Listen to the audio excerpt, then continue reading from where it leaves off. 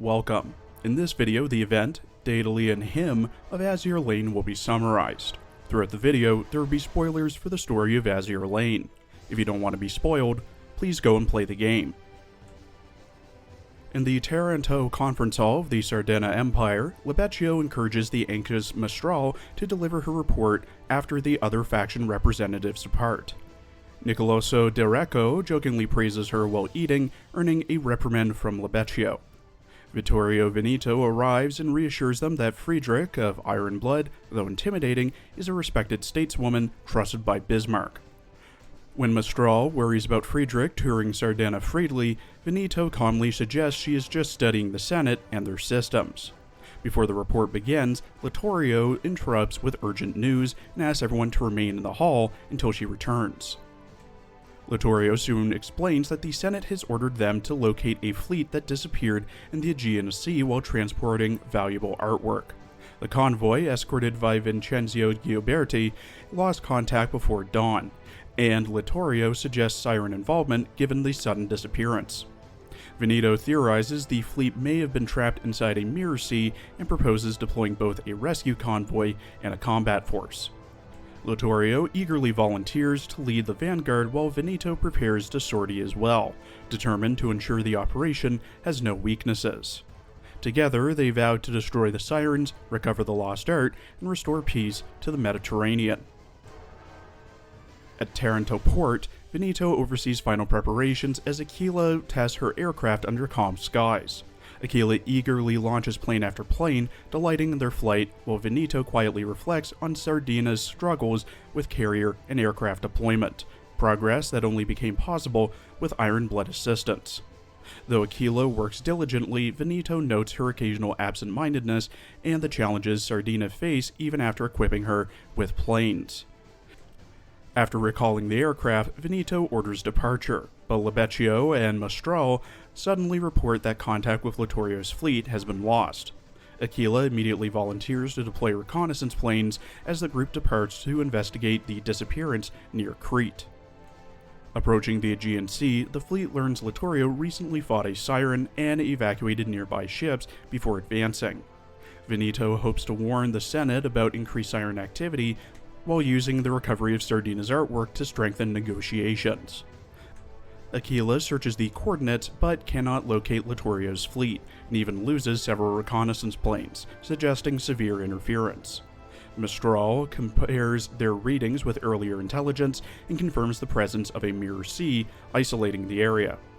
Although the missing fleet remains unseen, Veneto determines the phenomenon's approximate range and assumes Littorio is waiting within the anomaly according to their prior plan, though she quietly considers the situation may prove far more complicated. As Veneto's fleet nears Crete, they witness an immense labyrinth rising from the Mirror Sea, stretching across the Aegean like a structure pulled from legend. The crew stare in awe while Libeccio excitedly recognizes it as the fabled labyrinth of Minos, though Mistral warns it may be a siren trap.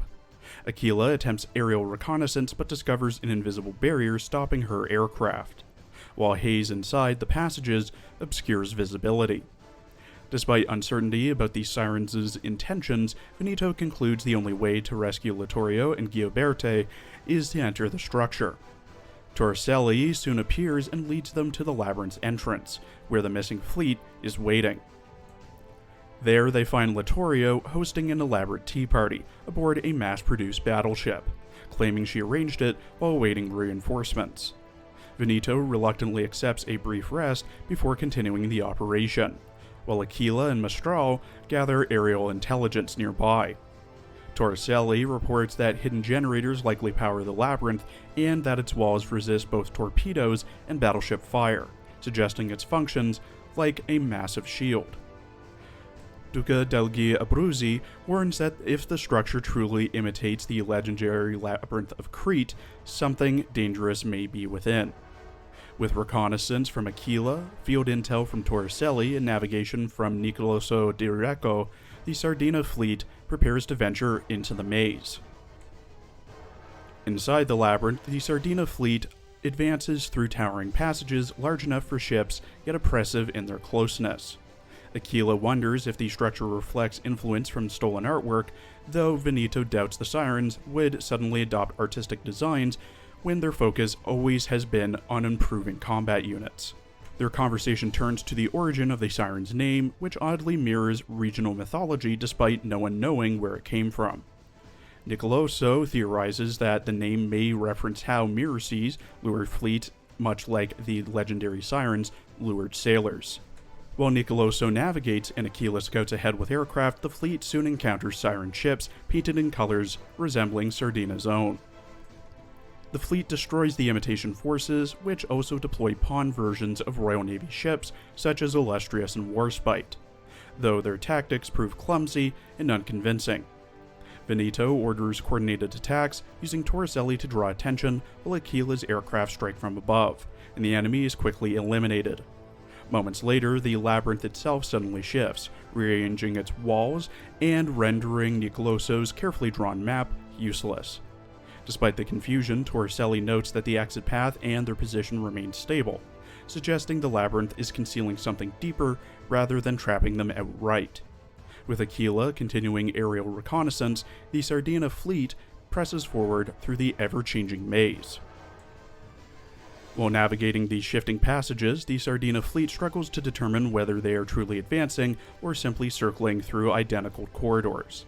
The crews discuss the Sirens' motives, speculating that the labyrinth may be a research facility designed to observe their behavior or to test their resolve.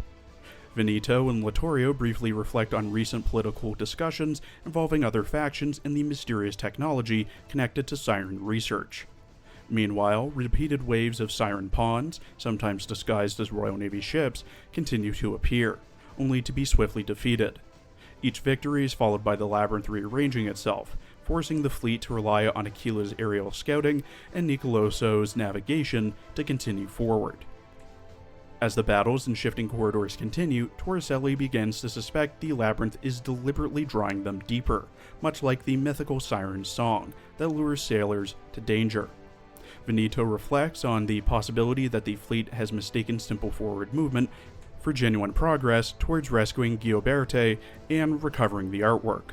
Realizing the Sirens may be exploiting Sardina's pride and urgency, she reassesses the strategy and regains her composure as leader. The fleet resolves to proceed more cautiously and rethink their approach to the labyrinth. Soon after, Siren pawns appear again, yet only Lebecchio boldly approaches them. The fleet notices with surprise that the enemies do not immediately attack. This leads to the fleet discovering that ignoring the pawns prevents the maze from shifting, allowing them to move towards its center. Veneto proposes focusing on their real objective, rescuing Gioberte and recovering the stolen artwork rather than endlessly destroying enemies. By engaging pawns without sinking them, the fleet prevents further structural changes while conserving strength for their true threat. Aquila's aircraft guide their route while the ships cautiously bypass or repel hostile forces.